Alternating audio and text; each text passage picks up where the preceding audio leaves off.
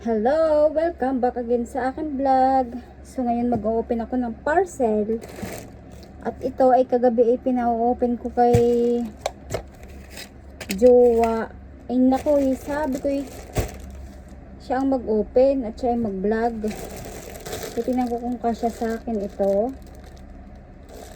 Sabi ko siya ang mag-open, siya mag-vlog. Ay ayaw. Ay tawarin. Kaya ako ngayon na mag-o-open. Eh di dapat. Kung ito in-open niya kagabi, di dapat ito ay nalabhan ko na. At ako'y naglaba kanina.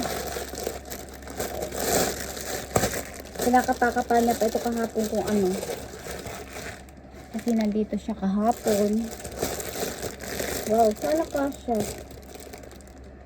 Medium kasi yung in-order ko. Sabi ko ay size 28 ako. So, sana kasya.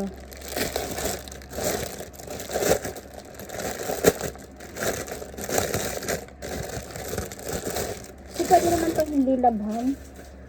Pero, lalabhan ko pa din. Ang gulo. Yan, palda short. Palda short siya. White yung binili ko para, para kasya sa, para siya sa lahat, bagay. Kaya lang parang hindi kasya sa akin. Try ko ngang isukat. So, ito siya. Kasya naman. Kaya lang parang sikip. Oh. Tapos ito yung sa ilalim. Ang iksi. Iksi siya. Akala lang sa unahan ay palda, pero short yan sa likod. Diba? Kasya pala. So, kasya pala. Akala ko ay hindi na magkakasya sa akin. So, kailangan ko mag-diet ng kaunti. Kaunti. Hindi, mag-start na ako mag-diet. Kasi nahihirapan na din naman ako sa aking katawan.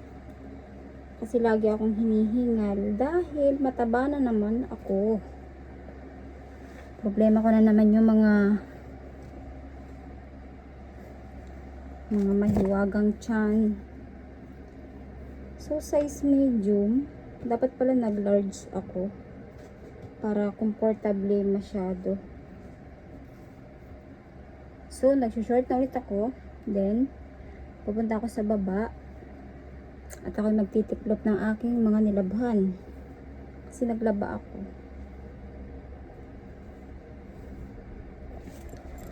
Yan, okay naman siya. Palda short. Maong to, maong ang kapal ng tela. And ngayon, bababa na ako.